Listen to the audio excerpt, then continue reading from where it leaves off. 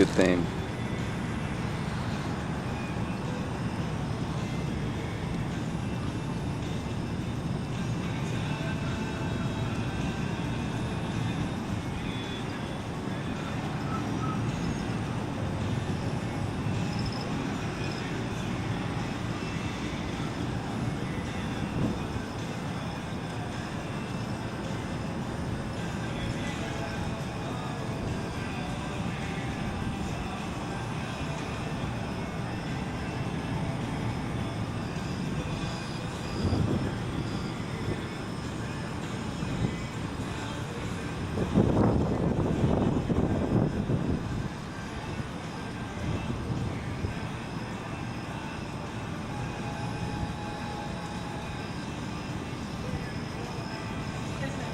Look out, there goes a nice guy. You know where they finish.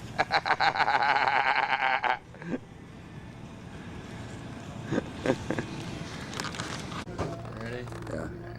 Listen to your woman, but not closely.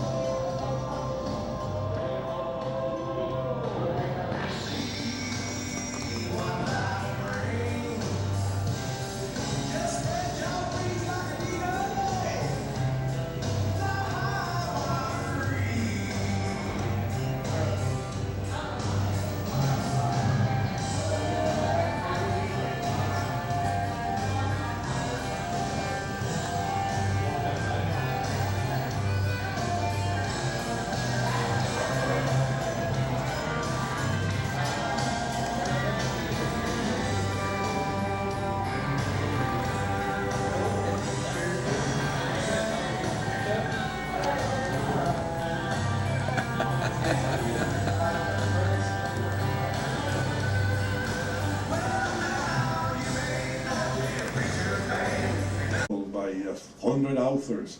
So being another guy, so it's okay, so another guy does Conan. But Usagi, it'd be a crime to do something. You know, we do pin-ups and things like that because it's fun. But it'll be again a why, you know. No, that we don't have even on the boiler room. I respect that. Not that I don't respect Adam, he's one of my favorite characters too. Usagi is so perfect. When did you start professionally drawing? Well, that happens like a lot of us professionals. I was drawing in class like everybody else. So when I was in high school, I was doing the cartoons for the high school newspaper because that was the obvious choice. And because I was doing gags, one of the cartoon editors who was studying with me, she said, why don't you sell them professionally? And I said, they are not good enough. And she said, oh, yes, they are. Yeah, right. So she went to a magazine called Jaja, J-A-J-A, which in Spanish means H-A-H-A. So it's Jaja. So, and it was a weekly little humor magazine. It was a wonderful magazine with all American cartoons and very few Mexican cartoons, but mostly they were American cartoons, pin-ups, all the jokes of a very beautiful girls being chased by the bus around the desk. It's zillions of those. And she sold them for me. And without telling me, one day she came and invited the whole staff of the high school newspaper for lunch on Sergio's. I says, wait a minute, I don't have money. He says, oh yes, you do. You just sold your first cartoons. So of course I went this a couple of weeks later, and they didn't want to buy anything. No, they did. That was how I started selling cartoons to magazines in Mexico. Then I got a weekly page in a magazine called Mañana magazine. That was in my cartoon startup appeared in 1954. That's a long time ago. That's a long time ago. And that leads to another. Once you get published, then you start understanding, oh, that's how they look published. And I'm not that bad, I'm better than the other guy, or things like that. So you start getting a little more nerve and start going to magazines.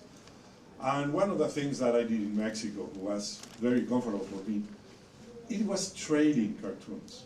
I trade for my haircuts.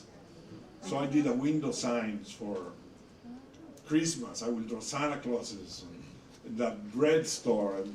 So you trade services. You do cartoons for services, and you get a lot of things because they don't want to pay for cartoons. So slowly you get more, you get practice.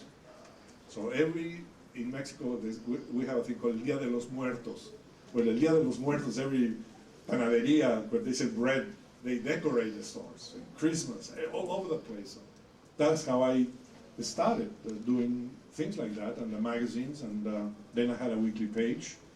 And one day I thought, well, I think I'm ready to try foreign markets, to get paid a little more, because I was getting paid then like 10 pesos per cartoon, which was about $1.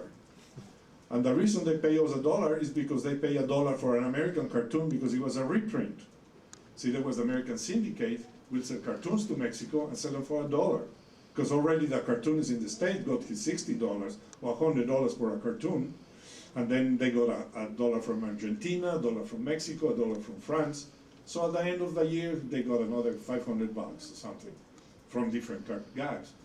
But the Mexican guys and the Argentinian guys and others, they didn't want to pay more than they pay for a very good American cartoon, even though it was a reprint. So I had to come here, try to get the original money that these guys got, so then get my $1 from my selling as a reprint, and I figured out, well, that's what I'm going to do. Until I get a better, decent deal that I'm going to be in it. Then, Yeah, it's starving, but I see you at every comic convention. I mean, you've been around for so many years. Yes. What keeps driving you to come here, where so many of the others at your level don't even show up for like WonderCon? This is you guys. It's you meet the people who love what you do. At home I'm just by myself. And I don't get much respect there. I have 4 dogs, you know? And I have to do things that a normal cartoonist wouldn't do, you know? Like walking the dogs and doing all kinds of things. So I'm all there by myself. So when I come here, I get a kick out of you guys. And I see my other friends that I don't see, that they come all the way from New York. And you find out that what you do, people like, you know, and I don't want to give it away because I don't want it to be on eBay, so I have to charge for sketches, you know. But Gary Grant charged $0.25 for autographs. He was very wealthy. So if you approach him, he says, yeah, it's $0.25. He'll never give anything for free, you know. So no, I enjoy coming to the conventions, and I'm still a fan, see what's happening, meet friends, and I wouldn't stop for it. So, Thank you for that. but yeah, no. Is Gru the first thing that both you and Mark collaborated on, or did you do other work before with him? No, I met Mark when he was a younger man, and I met him, and they asked me to give a talk to the Santa Monica Comic Book Club, which he was a member, and I arrived, and there were about a dozen of young men, like 12 years old. So I talked to them, they were the fan clubs, and we became friends after that. I saw him in New York, took him to my magazine, and when I have done Gru, I was doing it without words. I have never thought yet, because Gru to me speaks in Spanish. It's a very strange phenomenon. So we did a comic for a gentleman who just passed away called Steve Gerber, who was a very good artist, and he did a comic called Howard the Duck. Destroyer Duck. No, Howard the Duck. And then Howard the Duck became in a conflict with Marvel Comics. And they decided to make a comic to benefit Steve Gerber to get some money to sue Marvel. So they decided a comic called Destroyer Duck. So all of us, all the cartoonists were doing something for Destroyer Duck, Kirby, many others. And Mark called me and said, Sergio, don't you have a comic, some pages of that character that you have with Gru? Do you want to use it for this? I'll be delighted. So I sent these pages that I had done a little story of all silent with no words about about Gru, and they used it in that comic, in the story of Dot, which became the first appearance of Gru. Then again, I started just doodling and doing a page. And I figured out, well, it looks good in print. I think we can do a very nice thing. And then that's when that company, Pacific Comics, came into be. And they asked me to do a 5-story for an insert in a comic called Star Slayer number 5. So I did a story there. And Mark, I asked him, if I do the comic, will you help me with the words? Because I write the way I talk. So I says, Mark, sure, you're a good friend, and he's a good writer. So I wrote it very basically, and then he just changed the dialogue. He even lettered that 5-pager. And then we started with the issue. He helped me with the words. And Stan Sakai did the lettering.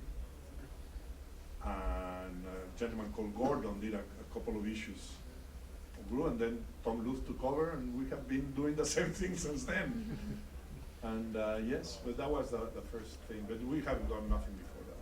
No, just been friends, that was it.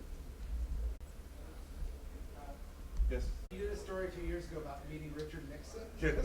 And at the end of that story you said, I should tell you about meeting Henry Miller sometime. Oh, yes. Could you tell us about meeting Henry Miller? Sure. I've been doing a couple of personal stories in different comics. I did a few on Solo. I did one for Dark Horse. It was a collection of personal stories, and that's where the one about meeting Richard Nixon, which is totally true. And then another one that I did when I went to Bhutan. On my trip to Bhutan, I met the Lama, the High Lama on Bhutan. It was a great story, and I also drew that. And did one about the gorilla suit in the Streetwise, which is a collection of different artists doing personal stories, a great book, and I did that. And I was very fortunate. I won the best short story, the Eisner Award for that story, so that was great. So when I wrote the one about Nixon, I ended the story saying that one day I'll do the story about meeting Henry Miller. And that was, I haven't written yet because I have to find the funny part about it. But well, my first wife, I'm married now for the second time. My first wife, her parents were Esperantists. They spoke Esperanto. And one of the first person I met in the United States when I came was Forrest Ackerman, who writes The Monster magazine, because he's also an Esperantist. They spoke Esperanto. So one day I'm having dinner with my wife and my in-laws, and they say, oh, tomorrow we're supposed to have dinner with this pornographer. And because he's married to a Japanese woman, and her parents are Esperantists, they speak Esperanto, this universal language. And a pornographer married to a Japanese woman that speaks Esperanto, that sounds very strange. And says, what's his name? Says, Henry Miller. That's not a pornographer. That's the best writers in the world. Oh, he writes pornography. He says, well, if you don't want to go, Lily and I would love to go because my wife speaks Esperanto. And oh, yes, sure. So they called him, and the Japanese person was delighted. So we went there, and we had dinner with Henry Miller, his wife, my wife, and myself. And the parents went to have dinner with my in-laws because they didn't want to have nothing to do with this pornographer. So, of course, Henry Miller and I kept talking about it, and we just spent a whole evening wonderful at his house, talking about everything. And I have brought, of course, some of my mad pocket books. And he said, these are very funny, but you should do something serious. This is silly, you know. That's what I do. He didn't say, you know, and he kept talking about all his, he couldn't sleep. He was a insomniac, and he will draw these magnificent paintings while he couldn't sleep. You know. So we had a magnificent evening at his house. And, I saw him again like about a month later. He had a cocktail party and we were invited. So that was about it. But I can write a very funny story about that meeting with Esperanto and him telling me that I should get into something serious. That was too silly, those things that I was doing. But he was a very nice, very, very intelligent man.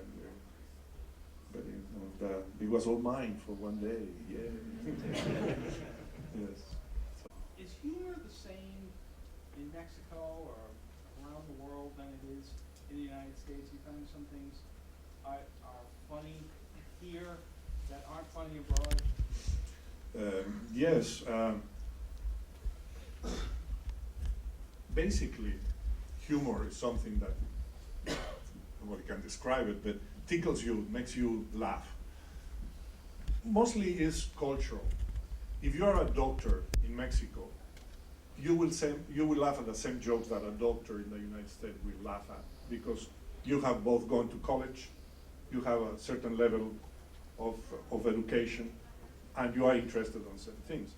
So if you go to college, no matter in what country, you laugh about the same things. If you are in a certain level, you will laugh at that level of knowledge that you have. Localisms, if you make jokes about enchiladas and tacos and things like that, nobody else is going to understand except the Mexican people. In the United States, when I received as trips, many of the gags I didn't understand. I didn't understand about Americans being hit by a roller pin. I thought how rude his wife's hitting the man with roller pin. And many things about the mailman and all those cliches that Americans find very funny, we didn't. Because we didn't know that that's how Americans live. So first I thought that every American was very wealthy. Because every movie and everything that we see, even taxi drivers driving these magnificent houses, because the sets are exceptional, you know. When Doris Day is a waitress, she lives in this gorgeous apartment in New York with a magnificent view. So she says, man, a Mexican waitress barely can live with a family because he doesn't make a living. So every American must be very wealthy and very intelligent, you know, because to have all that, you know, and oh my God, it's not true, you know. You have everything here like we have in Mexico. You have poor people. Really, whoa, and dumb bells too, you know. I cannot beat. Because usually the white American that we see is spending money and, you know, you find it, oh my God, everybody must be like that. And you arrive and that's not true, this is a cliche. So in humor, that's how it works. Certain things make you fun. The Marx Brothers didn't translate well into Mexico. Why? Because Mexicans, we don't make fun of little old ladies. I mean, we'll die before we can make fun of hit an old woman, you know. Oh. And the Marx Brothers were slapping them and doing all kinds of things. You know. That we don't find humorous. There's a lot of things that certain cultures find funny, other cultures don't find funny. In Japan, that'll be the day that you can make fun of anything, because they are more respectful. So their humor is completely different. It's more benign in many forms. So that's what it changed. But in general, yes, everything is the same. And it starts when you're a kid. What makes a kid laugh is so different than what makes a kid laugh in another country. I tried that in many of my trips. I tried to make drawings for kids. And again, it's cultural. When I do a cartoon, I go to a class and talk to the school here, the first thing the American kid says, oh, draw the teacher, yeah, draw the teacher. And the more ridiculous you draw the teacher, the more they laugh. I did that in a Mexican school in the Yucatans once, and I start drawing, and I said, you want me to draw the teacher? And every kid turned around to look at the teacher to see what face he did, you know. And the teacher went, sure, go ahead, you know. So I draw the teacher, you know, and then they look at him, and if he laughed, they laugh. No kid would dare laughing to the teacher, you know. So when the teacher laughed, they laugh, they giggle, and then they laugh. Well, I was in Africa once, and when in Kenya, and I started making drawings. I always carry my portfolio with me, with my paper, and they didn't understand one line of what I was doing. These absurd things, they never seen the movies the cartoons on the movies. I wasn't on the city, because I'm very sure that an African kid on the city will understand more of that. But I was on the boondocks, and there's no way I could make these silly cartoons. They didn't know what it was. They didn't find it funny because they didn't relate it to anything that I know. But then I tried to do it a little more realistic with a guy being hit by a cow. Well, these little Maasai kids, they crack up. They love it. And it was a very silly thing. It was just a guy being hit by a cow. But that they found it really funny, because they have never been on the movie. But this was in the 60s, in far place. If I had gone to school, I'm very sure that they would have laughed at many of the things that the Mexican kids or American kids will have laughed. I would have loved to have done the thing with a teacher, to see what type of respect also they have for the teacher, which I assume is mostly like in Mexico too. You know? But yes, that's it changes on that on those levels. Are you a Marx Brothers fan now, though? No. I love the Harold Lloyd, Buster Keaton, Gordon Hardy, but I could never warm to the, because I didn't grow up with them, probably. I don't like W.C. Fields either. So are you Cantinflas fan? No, Cantinflas is it's another character that is very difficult. You have to understand the Mexican culture to understand Cantinflas. Cantinflas was very important in the 30s, when politically Mexico was in turmoil. You know, they had just run out of a revolution and they were still on the change.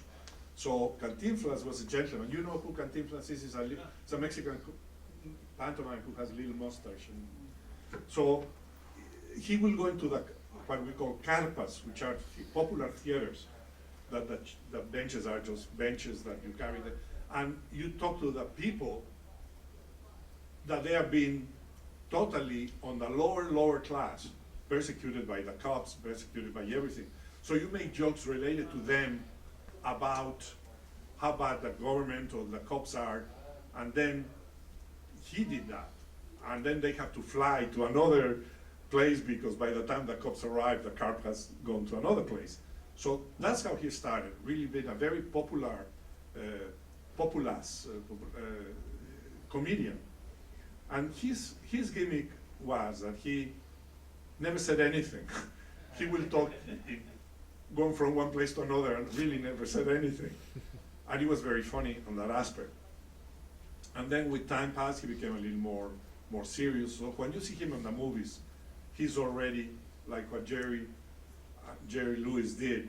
He was wonderful at the theater, wonderful when they were doing their shtick, and then when they become the movies, they have already spent all their humor previously. You know? So that was sort of like bad movies, you know. But they were the best ever, Jerry Lewis and Jerry, when they did their personal appearances.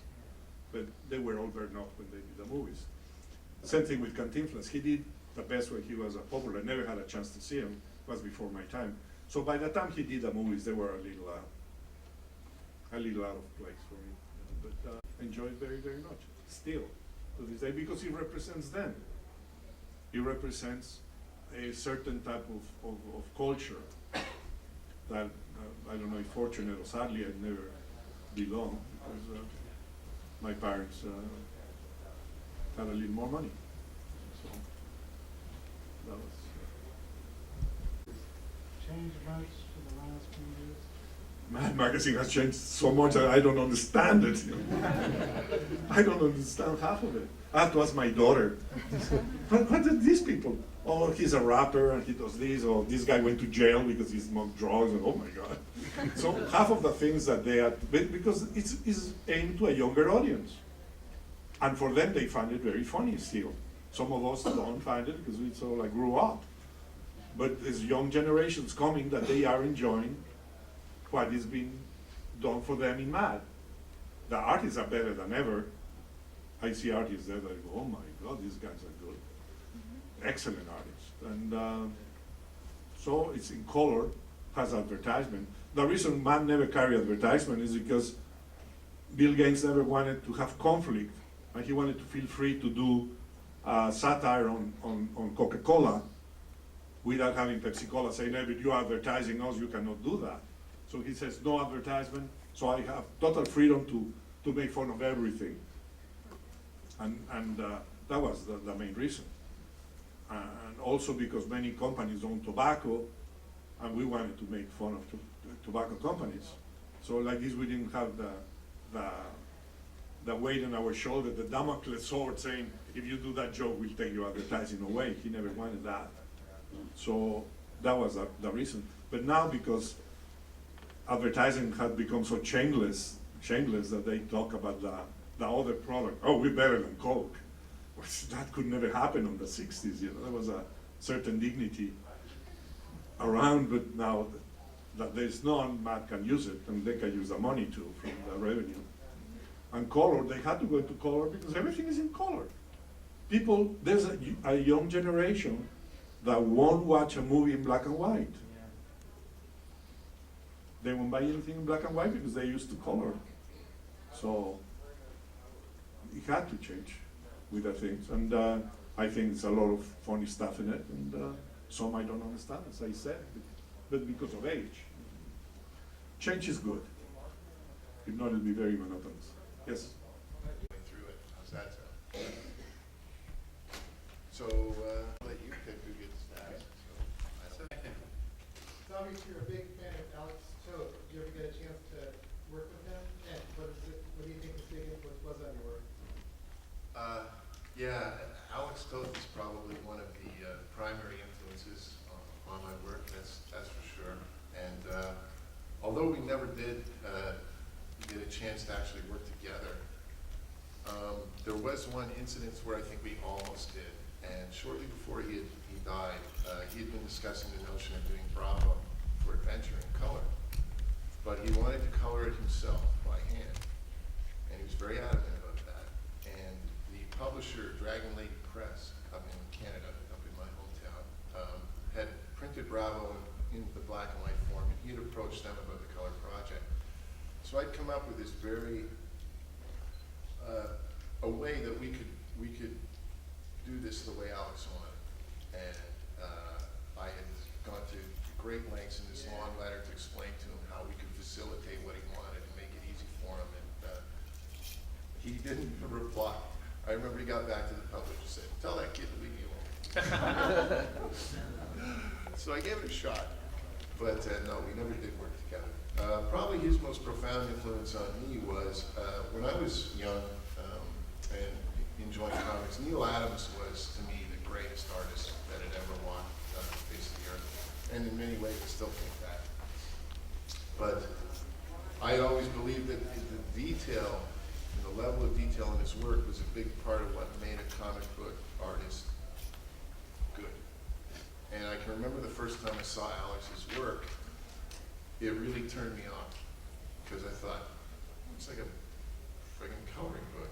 This doesn't look like the stuff I like. But what I found was I was compelled to go back to it over and over. And I started to look at it, and the more I looked at it, the more it started to make sense to me. That he was capable of stripping it down to this point and still giving you a clear and dynamic image. And I liken it to this. You know, you'll hear a song on the radio, and if you love it, the minute you hear it, a week later you're sick of it. But if it takes a couple of weeks for that song to grow with you, that song stays with you for the rest of your life. And that's kind of what I'm talking about. Neil hit me like that. But Alex, it took a while to creep in, and by the time I had time to reflect on it, he was like right inside me, you know, in terms of the whole foundation of how I think about the work. So yeah, he's been a huge influence on me. Actually, it's interesting because I had almost an identical experience. Neil Adams, when I was a kid, was my favorite comic artist. And plenty of other guys I liked, but he was my favorite. And I also wasn't really crazy about Toad the first time I saw his stuff. But then I saw this one job he did that was Hot Wheels? actually the Batman job. Oh, sure. Ghost of the Killer Sky. Yeah. And there was something about it that really appealed to me and really grew on me. And, you know, I think, you know, I don't know, I don't want to sound snobbish. I think you have to, it's an acquired taste. my wife used to make fun of me because I like cranberry juice, and she would say, that's an acquired taste. But I think Alex Toth is like that too. You don't always quite, I don't know, get it is the right word, but it's something that really does grow on you. And I mean, he's just, such a fantastic storyteller. For me, probably, definitely in my top 5 of all time. One of the other ways I try to explain this, because my work is fairly simple and open, is you talk about what translates or what connects with people, like what connects with them on an emotional level. And probably, again, one of the clearest examples I can give you is, we can take one of Alex Ross's paintings, very talented friend, of a smiling person, and he will nail it. It looks almost like a photograph. He's got every line in the right place, and his smile is perfect. Now you take that painting, and you put it beside a yellow circle with a black smile and 2 dots. Now which one's known worldwide as happy? It's the simple image. The simpler the image, the broader the audience you're going to be able to cut across. The less detail there is, the closer you're getting to the truth of what's in the image, and the easier it's going to be for the most amount of people to get what it is you're trying to put across. At least that's the way I feel about it. Yes, show me. What made you put the John Henry segments into the New Frontier? What was kind of your idea behind that? That's a great question. I wanted New Frontier to accurately reflect the time in which it takes place. And in order to do that, I had to definitely take a look at the civil rights situation in America at that time. It's probably one of the 2 or 3 most important aspects of our society in terms of what was going on right then. And when you begin to look at DC's history, it's hard to find a black character in that era of the publishing. And I don't think I'm talking out of turn here to say that in the 50s, DC was a white publishing house, basically. And that made it really difficult to find a character that could carry that side of the story for He me. did have some green characters. Yes, several. I couldn't find anything that really worked for me, and the only thing that kept coming back to my head was Steele.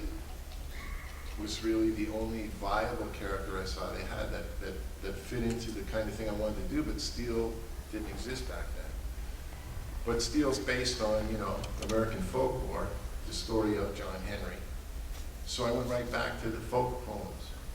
And when I read them, I realized, what if there was a guy in between John Henry and Steele? A guy who picked this up first. And maybe Irons was aware of it when he was young. And that's what motivates him later in life. And that gave me a place to start. And after that, it was, I've commented on this before, it was remarkable how quickly it came into place for me, because it was like, okay, it's a civil rights issue, so he's a hero. Who are the villains?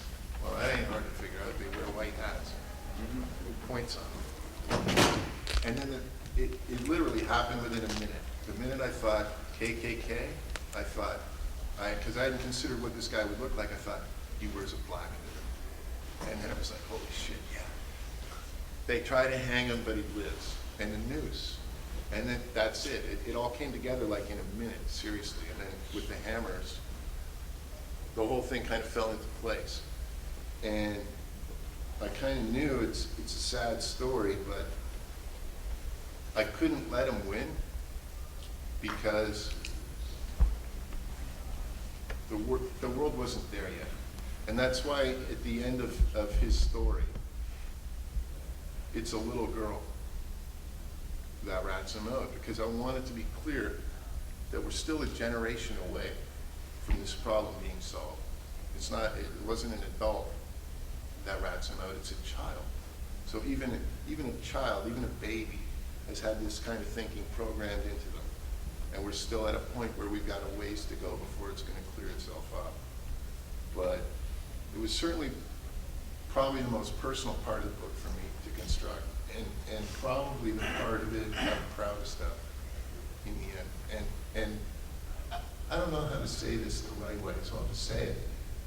I'm white, and it's really difficult for me to even begin to think I understand the subject matter I'm dealing with there. So you have to go into it with a lot of empathy, but also the understanding that you really you can't begin to understand what it is you're writing about. So it was a very difficult thing for me to do, a real challenge. And I think from, the friends of mine who've responded to it, I think I did okay. And it's like, that's probably the thing I'm proudest of in the book. So thanks for asking. Amazing. The character of Sonny Sumo in the Fur People came about as follows. Years earlier, Jack was up at Marvel one day. Marvel had a letterer named Irving Watanabe who worked up there. Jack went to say hello to Irv, and Irv said, "Hey Jack, how come you do this Black Panther character, black character? How come you haven't done a Japanese character?" And Jack said, "Okay, Irv, I'll do a Japanese character. It'll be called Sonny Sumo." He made that up right on the spot for me. And he never found a place to put him in Marvel, so he stuck them in Forever People. And when he did that issue, on the splash page, under the credits, he wrote in, "This one's for you, Irv." And then DC's production department felt that it would be, they shouldn't have a line in there addressing somebody who was at Marvel's production department, so they took it out. But that's how that character came about. Another question. Something else you just said that. What I wanted to know is why he didn't do anything more with the character. I thought he was a really cool character. Well, one of the problems with all that Fourth World stuff is that Jack had all these ideas, and he wanted to get them into print, in part because he didn't remember which ones he talked about with Stan, ideas he talked about with Stan. He was afraid that he'd pick up a Fantastic Four one day and there would be something that he had talked about with Stan and it would be there before him. So he was rushing to get a lot of these ideas in print, and also DC was encouraging him. If Jack called up Carmine and said, "I've got an idea for a new character," Carmine would say, "Put him in the next issue, whatever it is, just stick him in there." The Black Racer was originally supposed to be a standalone series unrelated to the Fourth World. And one day they said, "Oh, stick the Black Racer in the Fourth World." Jack, "Oh, okay, sure." And he stuck him in. And he had all these things, the problem with those books is he had so many ideas and he didn't have a chance to develop any of them and get back to them. If he had done the book for 40 or 50 issues, he would have fleshed them all out, but it's like he only got to the first couple chapters.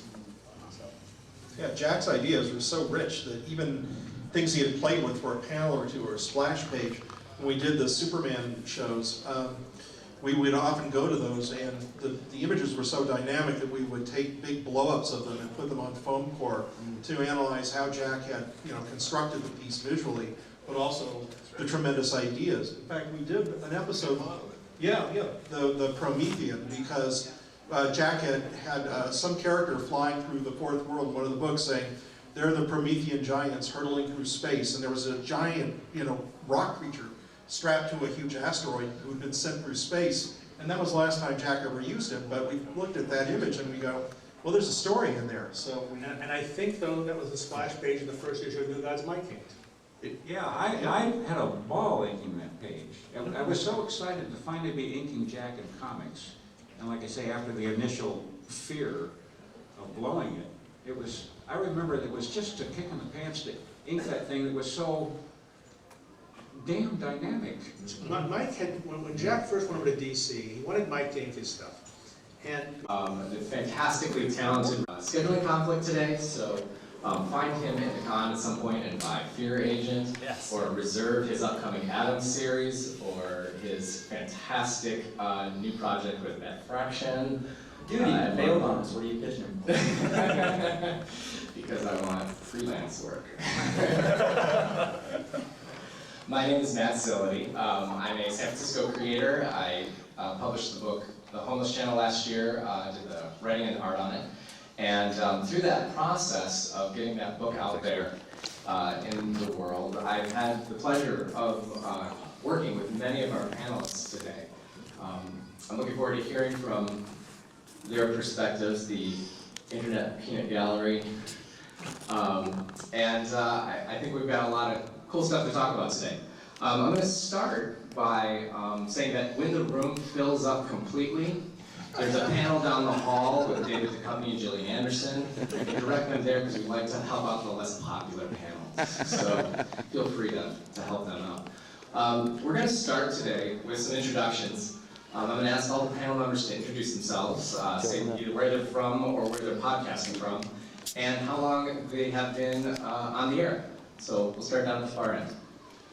Well, I'm Brian Deemer, and I am one of the many hosts of the Comic Geek Speak podcast. We hail from Reading, Pennsylvania, which is just outside of Philadelphia. And we've been doing the show for, in about 2 weeks, it'll be exactly 3 years. All right.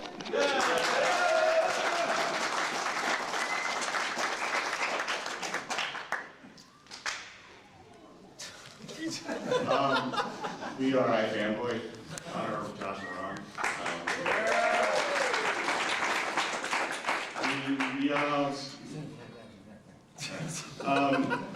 We started in New York, but now we're scattered. Ron's in San Francisco here.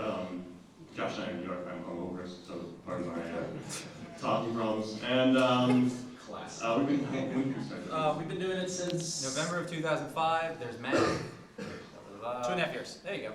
So, and we've been video podcasting for like a year, a little over. Cool. I'm Logan Hall from I Read Comics. Oh, and I'm Lynn at the other part of the show. Oh. And we've been doing it for about, I guess, 2.5 years. I was just thinking that all of the people on this panel have been doing it for about the same amount of time. So we're kind of the first wave of podcasting, as pretentious as it sounds. Not that pretentious. Yeah, the old guard. I'm Christopher Naisman from Around Comics.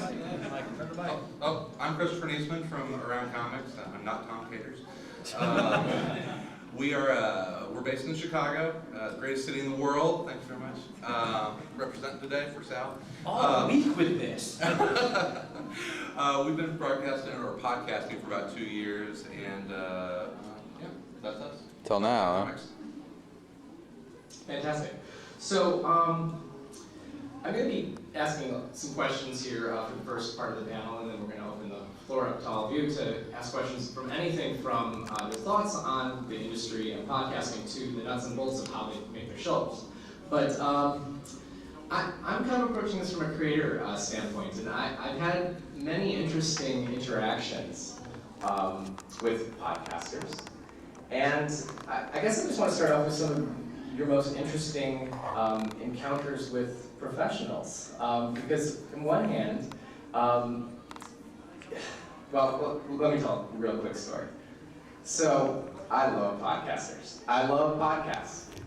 And I'm real good with criticism. But there was one podcast one time who said, instead of saying, oh, I didn't like the book or I love the book, said I was lazy. And it was the first time I ever shot off an email to a podcast. And I was a little nervous about it. I said, oh no, I don't want to have an internet meltdown. But they were kind enough to have me on the show. And then we talked about it. And then they sent out a press release advertising that the lazy comic creator had come on their show and sent that out all over the industry. And so I have interesting feelings about that. Have you had any surprising interactions with professionals? I think every interaction with a professional is surprising. I think we're kind of lucky that they talk to us. I think because a lot of the pros don't really they're starting to. But in the past couple of years, they've just figured out that podcasting is a way to get the word out about their books. But it was a little tough getting started, trying to explain what you're doing and how and why and stuff like that. So. Yeah, I think it's kind of interesting, and we're all kind of starting to feel it in the last year that there are a lot of creators out there and publishers that are really just now trying to, or getting to figure out what we do. And I don't know if this is answering your question at all, but it has been very tangible whenever you go to a convention to have people that you really had no idea who you were, and now they know you or know of you, and that is a little weird. That's probably the weirdest interaction between us and creators is even if we haven't talked to them and they know who you are, that's a little freaky. What's funny is when we started getting emails, it started with little colorists and letterers. At first, oh wow, it's this guy from this book, and then you get one from an artist, I like this, and then eventually you get one from somebody you really like, and you'd be like, oh no, we like you. We don't want to be the other way around. That's too weird. I'm trying to think of a specific example of an interesting interaction. I think, well, last summer, I guess about June, we had Matt Fraction on the show. And of course, you know, he's one of these guys that a lot of people really like, but some people don't get it, and that includes myself. And we had him on the show, and after I had read the first couple issues of Casanova, and we were talking about it, and I said, look, man, I'm not going to blow smoke up your ass. I'm going to be honest, and I think that I don't get this book. I don't understand what you're trying to do. The artwork is cool, but it's really confusing. I can't follow the story. I don't get it. And instead of being a prick, he was very honest. He said, oh, no, I don't intend everyone to get it. This is, I know for a fact that this is going to be totally not people's deal. And he was so cool about it. And then it was only a couple weeks later that I saw him at Heroes Con, and I talked to him personally, and I had thought about it for a couple more weeks. You know, based on your replies, now I think I want to keep reading Casanova, because now I want to figure out how long it's going to take me to get it, you know? And so it's cool when creators are very honest and have that back and forth, and they show that level of humanity that instead of just reading about them online or in a magazine, and you're just like, well, who are these people? And they just like are these celebrities in your eyes. You actually get to know them, and that's the coolest kind of interaction. Yeah, I mean, that's the freakiest, like at a convention or over email, when you start getting like kind of personal, like, because it's this whole celebrity star type thing I'm kind of fascinated by, because they're people who I really like, who I never really want to meet, because I want to keep them up on that podium. But in doing this, you kind of end up talking to people who you really appreciate, and then they email you, and then they say, they write you after a show, and they're like, oh, that was really good. You're like, wow, they're listening. It's like, and you still, I mean, we've been doing it for 2.5 years, I still geek out. You know, it's like, Yesterday, Robert Kirkman rubbed Connor's head like this. Wow. It was a moment. So I have one story which I've told before, but I'll tell it again because it's my only really interesting one, which was that a while ago I read Y the Last Man, and I really didn't like it, and I still don't like it. And I thought I gave some pretty good reasons why I personally didn't like it. And a huge flame war broke out over on Brian K. Vaughan's website, his own forum. And people were saying all kinds of nasty things and were attacking me personally, and he shut that thread down and sent me email apologizing to me for the way his fans had behaved. And I thought that was so classy of him. And in his email to me, he said, I respect your opinion, you don't like it, I hope you'll pick up something else that I've done and like it more, and I'm really sorry that people were insulting you. And that's about as good as you can get from a creator, and I totally respect him for doing that. I think it's great. And I have read other things he's liked and liked it more. It was just that one book. So I thought that was great. That's what a professional is. It's funny, you know, when you mention things like that, when you start talking to people, you actually learn like who the really nice guys are. And like Brian Vaughn is one of those people like, wow, he's really cool. Like, and you want to support his work, and you want to like him because of things like that. And there's other people like that, and then there's the opposite. But you know, we don't. Well, that's one of the things I really respect about what you guys do. I mean, there's so many people out there who hide behind anonymous posts on message boards, but you're putting your name out there, and when you walk down the roads of the convention, especially when you start you know, video podcasting, people know your faces. So I know a couple people. I don't know what we were thinking. well, no, but it's like Kirkman yesterday. We were talking. We did a quick interview with Robert, and we were talking to him afterwards. And then somebody came up and said, "Oh, I love your guys' show," and we're like, "Thanks, but there's Robert Kirkman." Like, talk to him. Can we stop the name dropping portion? So we're talking with Robert, and then Stan comes along and starts talking about the '60s. And I'm like, I know, dude. So you've all been doing it a couple years now, and this inspiration, or the drive to do these podcasts obviously comes out of your love and joy you have for the medium. And it's fun. Is there any point where it has become a grind, or that it starts switching to work as opposed to something that you really look forward to doing? Or yes.